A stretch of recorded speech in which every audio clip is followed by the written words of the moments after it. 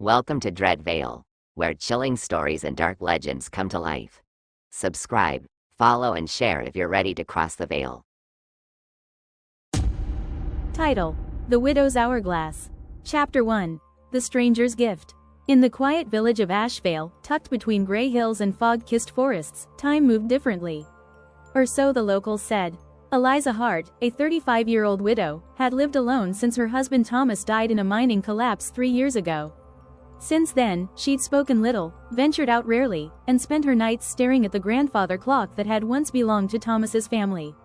On the anniversary of his death, a strange traveler knocked at her door during a thunderstorm. He wore black gloves and carried a parcel wrapped in oiled leather. "I heard you lost something," he said, voice like creaking floorboards. "I bring a form of mercy."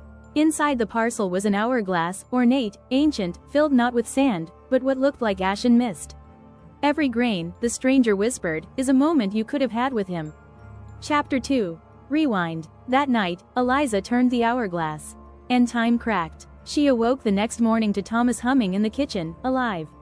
Real, smiling like no time had passed. Eliza thought she had gone mad. But the calendar said 3 years ago. Her hands bore no wedding ring, no calluses of grief. She was back. Each night she turned the hourglass, she stayed longer in this rewinded past. The mist inside the glass slowly drained, but she didn't care. Her love was real, her life was whole, until she noticed the small changes. Thomas spoke in riddles sometimes. His shadow moved even when he stood still. And at night, he whispered in his sleep, "Don't let the last grain fall."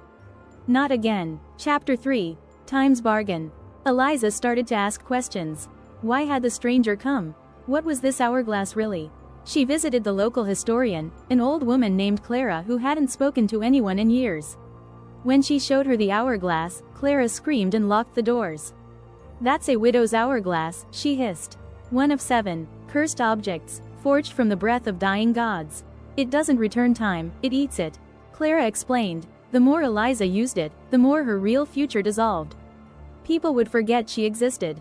Her home would vanish. Her soul would stretch thin across timelines, until she couldn't tell what was real. "You can't cheat death," Clara said. "But you can delay it, at a cost." Chapter 4. The Empty Village. When Eliza returned home, something was wrong.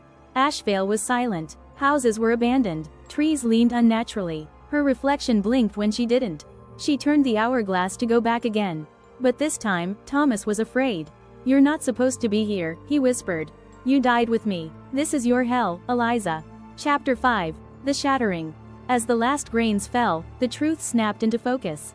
Eliza never survived the grief. The night of the anniversary, she took her life, collapsing beside the old clock. The traveler? A collector of broken timelines. A ferryman of regrets. The hourglass hadn't saved her, it had preserved her in a pocket reality. Each use fractured her soul further, creating echoes of Ashvale from dying memories. Thomas wasn't real, he was the memory that refused to let go. And now, with the hourglass empty, the past collapsed into white. Chapter 6. The True Hour. Eliza awoke in a white field. 7 hourglasses stood on pedestals. Each one shimmered with different hues: joy, loss, rage, sorrow, hope, fear, and love. The traveler waited with a crooked smile. "You may choose again," he said. "But remember, every gift is a trade." She looked at the one glowing with gray light, grief. This time, she didn't pick it up. She turned and walked into the field, alone. The traveler tipped his hat. "Well done, widow. Some finally learned to let go." Epilogue. The clock never stopped. In modern-day Ashvale, a young couple bought a quiet old house on the hill. In the attic, they found a broken hourglass. The mist inside stirred. And far away, a stranger in black gloves smiled as he knocked on another door.